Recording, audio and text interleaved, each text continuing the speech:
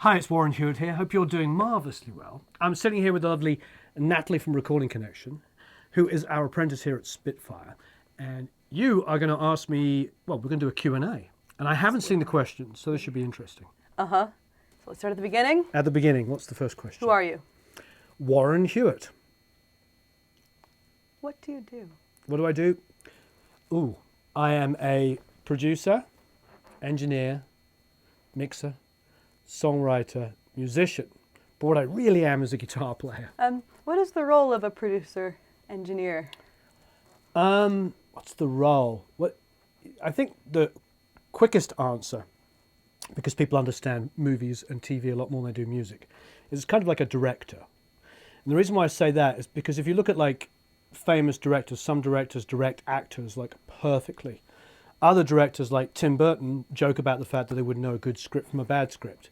That they're not about that. They're about creating an environment where people can flourish and do great things. So producing can be creating an environment where you can get amazing performances out of a musician and capture them. Or it can be pulling apart the songs and rewriting them with the artist and directing them really, specifically in what you think is the best thing.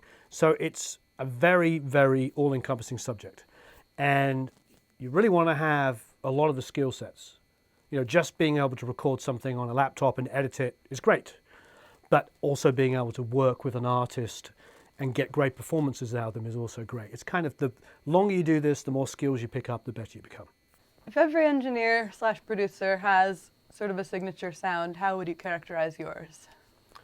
Oh, wow, a signature sound? Yeah. What's the Warren Huart sound? I don't know if there's such a thing for me, but I will say the period of record making that I loved the most when I was making records was when I owned a Neve console. And I will say I had a lot of fun doing a little less. And when I made the Augustana record, I remember the rough mixes to me sound as good, if not better, than the mixes on the album. No disrespect to the mixer, but there was just something about having a room with a Neve console and just capturing and recording the band exactly as it was. I really loved that. Now, whether that was making records that necessarily would have sold millions of copies, I have no idea. But I will say that that's when it all made the most amount of sense to me. And now I'm sort of in a place where I am capturing that same idea, but we don't always have the budgets to go into a room and record a full live band. When I can, I go to Sunset Sound. It's a favourite studio of mine. Obviously, I've made 100 records there. But I love the sound of those rooms. I love the sound of those consoles. And so if I have, I don't know about signature sound because that's a little too, for me, it's a little too egotistical to say, but my favourite sounding record that I made was definitely that Augustana record because it was the sound of the band in the room and just captured by that console. If I was allowed, with budgets and all that kind of stuff, that's how I'd make records all the time, every day of my life. So, your body washes ashore a desert island. My body washes ashore. So I'm dead? No. Oh, okay. You have a body, you're alive. Okay. And that living body washes ashore Okay. a desert island. Okay. As you open your eyes Yes. and your vision clears, Yes. you see a laptop loaded with Pro Tools and 257s. 257s? Yeah. This is a great question. I like this. I don't know where this is going, but... You begin to explore the island looking for food and shelter. The food and shelter, okay. But you instead stumble upon an abandoned bunker filled with every instrument in the world. Oh, lovely. Yes. Okay, good. Suddenly a genie appears. A genie appears. Yeah. And says it will grant you one single piece of gear of your choice. Oh, wow. One piece of gear? Yeah. So you have a laptop with Pro Tools, 257s, and every instrument in the world. What is the one other piece of gear that you would want? You need the mic pre to be able to get from the microphones to the Fine, laptop. that's included too. Okay. Okay. Wow. 57s? Yeah, that's all you get. But the mic pre's included? Yeah, the mic pre comes. Yeah, Okay. Mic pre's I included. thought that was obvious. Okay. I suppose one really, really nice condenser microphone. Because there's going to be lots of acoustic instruments that I want to record and vocals and stuff. And I love a 57. You can make records on 57s. It sounds amazing. But if I've got all the instruments I want, I wouldn't mind a nice condenser to capture all of those. Okay, but what if they didn't install any of the plugins? They didn't install any of the plugins? Yeah, you just get Pro Tools with no plugins. Oh, that'd be fine. Yeah. I wouldn't need plugins. So you'd just be okay with like the rushing of the waves in the background and make like an Sure. island record? That'd be great. I'm into it. Okay, good. How do you know when enough's enough in a mix? I'm a person who I feel like I need to try every single possibility that there is and hear every variation before I know which one is the right one. I also get excited about certain sounds and things and might leave them in when really to serve the song it shouldn't be in there, even though it sounds exciting to me. Sure. How do you know where that line is and know when to stop? Yeah, I've heard, that's a great question. I've heard it asked a lot. I think a few people have mentioned it in comments, and I see it asked in different forums and different situations. It's a really interesting question, and the answer, to be honest, the longer you do this, once you're like the 20 or 30 years in and you've been mixing a whole bunch of stuff, you don't become an expert on stuff. You don't. You don't become a pro? No. Everything is a lie. Yeah. No, you don't become an expert. When you're younger, you know it all. You know the right things to do. When you get older, you that's all taken for granted, and so you start. I don't really know how to explain it. You start realizing that there's, like, for instance, somebody said to me, they're like, "How come you got 3 EQs and 2 compressors on a vocal?" And I'm like, "Well, because I'll EQ a vocal into a compressor, and it gives me a sound, and then I might EQ after that compressor into another compressor, and that changes the sound." And they're like, "Well, surely you could just EQ and compress all in one plugin, one that has a plugin." And I'm like, "No, because there's a characteristic of one EQ into a compressor with maybe a de-esser before the EQ and a de-esser after the compressor that allows the vocal to get area, but then catches some of that stuff." So when you talk about the enough is enough, the answer really is the more you do this, the more acquired knowledge you get. And that becomes kind of an irrelevant question. The first few years of me, not the first few years, the first 20 years of doing this, I would always push boundaries in this way and the other, and I still push boundaries, but I go to pushing the boundaries quicker. Instead of going, "I'll try this, try this, try this, try this, try this, try this, try this," that works. I go, "I'll try this, doesn't work, try this, that's the one." It's like if I try one thing and it doesn't work, it usually tells me that the other 9 ideas that are bounced off that aren't going to work either.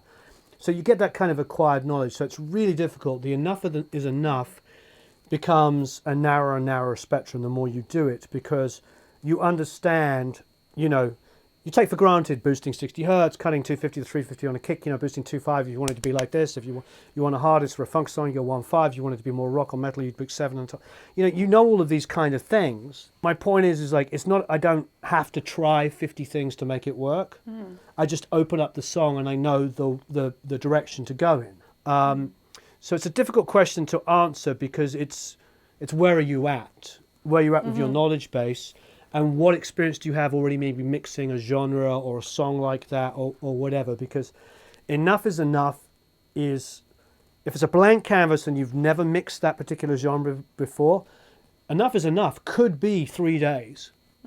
It could be. Yeah. Somebody gave me an EDM country song with like banjos and whatever, like some crazy mix of genres. Okay. Let's just think fun. like something I'd never mixed before. I don't know if that's, or to me, bigger challenges now are fully organic, open sounding records. Because what you've got to do is you've got to maintain the integrity of all of that space of the instruments, but you've still got to make it sound like it was recorded modern enough for people to care about. And that is far more difficult than making everything really loud and crunchy and in your face. So those are the things that sometimes enough is an interesting question, because sometimes it's like, when do you know when not to do something? I think Exactly. if I was to have a big question, my question would be like, when should you not do anything? Yep. Because that is a more difficult thing to do. I hear more mixes that have taken away the soul and the energy and the performance of something than the other way round. Yeah, definitely. So I was also going to ask, what's the least amount of manipulation in production you've done on a track in recent years? About how recent? Like since the Andy Palmer album. Computers and not tape and stuff, and like yeah, I suppose. Yeah, I'm cheating then because the all Andy that Palmer kind of thing. Well, the Andy Palmer album was done on that tape machine on the A80, but it was transferred in real time into Pro Tools, which allowed us to mix off of Pro Tools. Mm-hmm. But it's a completely performance-based record. 90% of it was the band in the room. Right. So, but it wasn't just about the tape. He wanted specifically to do it on tape, but I also wanted to do on tape because I just finished a very big record that we had done on tape, and this was wasn't that long ago. It was 2011, 2012. I think it was 2012, and I wanted to keep rolling on tape. I still kind of do in some ways, but I also still like Pro Tools and I like DAWs. To me, the great thing about what we do is having a skill set in it all, in every single thing. The best thing about tape is not, there's lots of great things about it. You hit it really hard, it rounds off the transients, gives you natural tape compression, it has a sound, blah, blah, blah. We like all of that stuff. I'm not going to get into all of the hyperbole about it. What is your desert island piece of equipment? My 70s Yamaha acoustic guitar. Play it, Hey! Wow.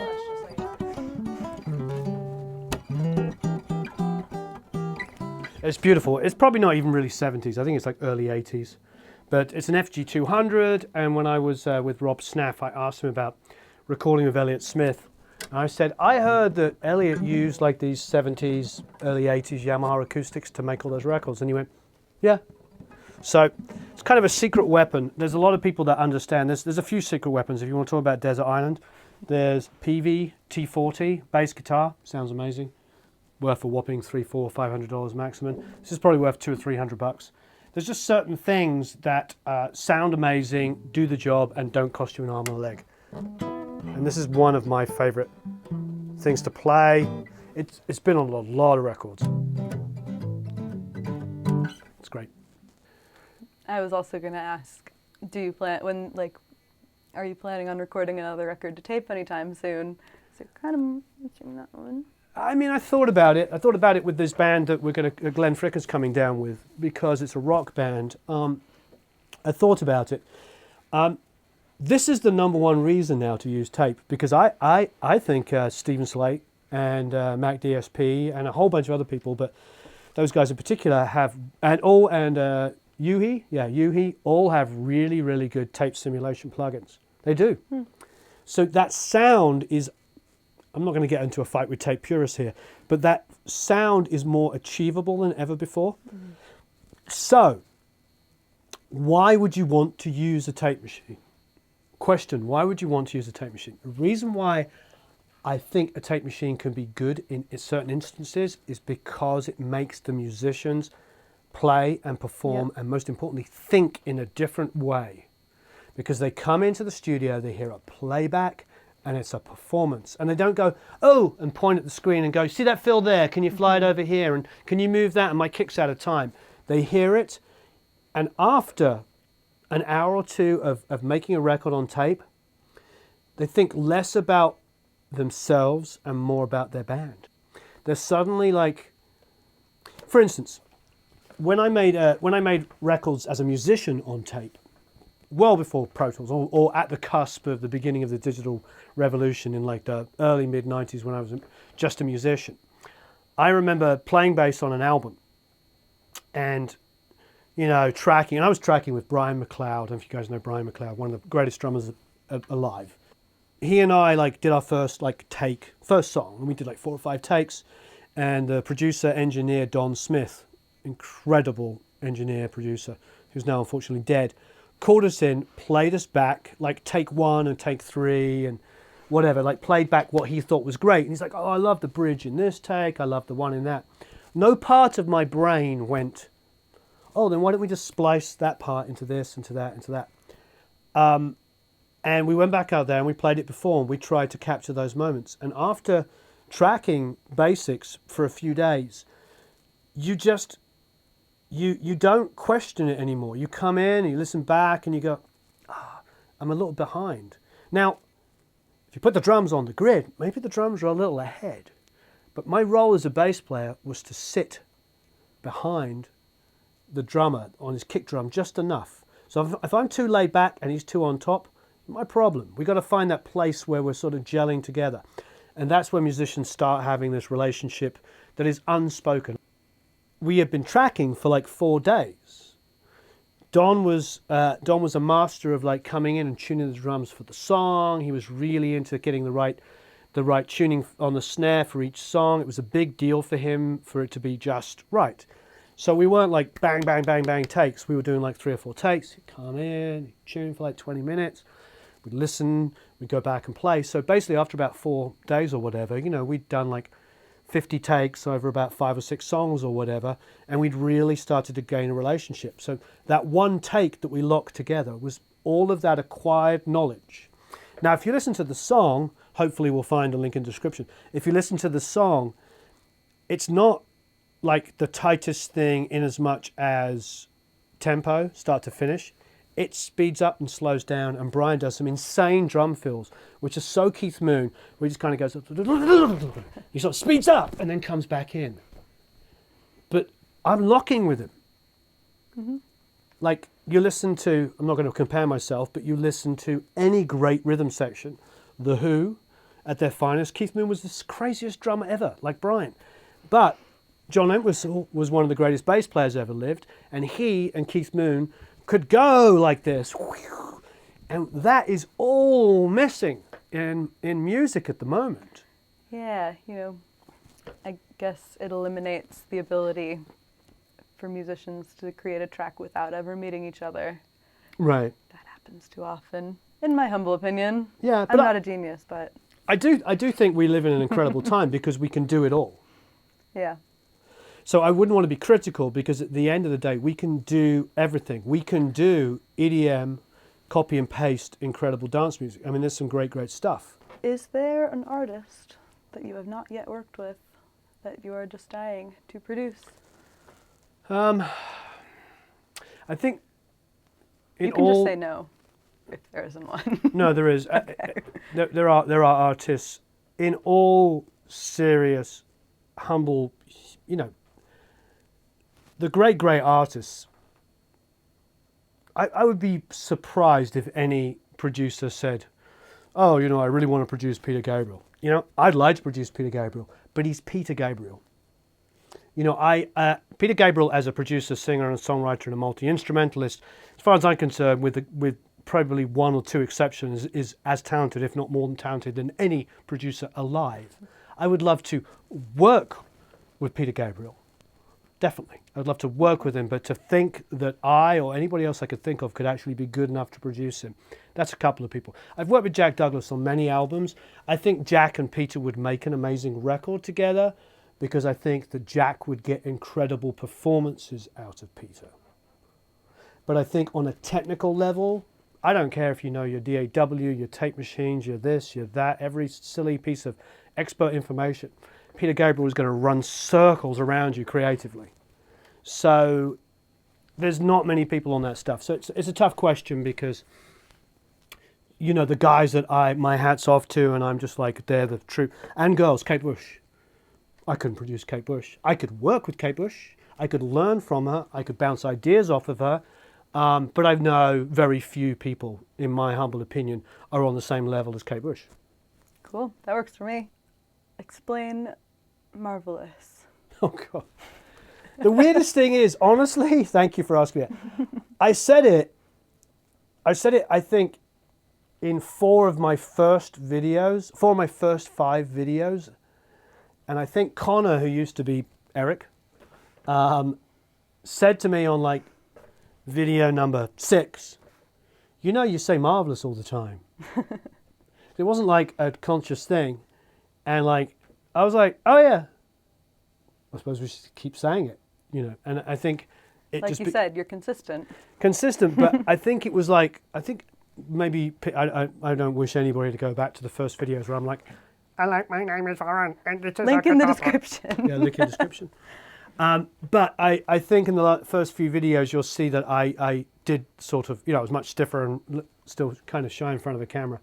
But the point is like, I don't remember, it was like 1 or 2 of the first 10 or 12, I don't say it. And yeah, I don't know when it transitioned, but at some point Connor said, you do know you always say that except for once or twice. And I was like, oh, maybe I'll make that something I always say. Fascinating. Serves me right.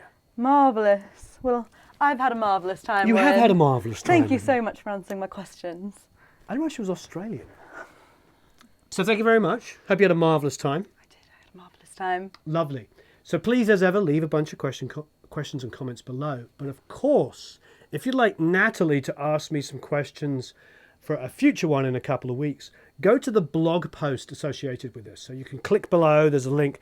Click the blog post. The blog post? Blog post. Click the blog post below. It will take you to the Produce Like a Pro site, and you can leave a bunch of questions below, and Natalie will ask me those questions. Yeah. Help Marvellous. me out. Thanks for watching. So have a marvellous time recording and mixing. Thank you very much. You're welcome. Okay. Thank marvellous. you.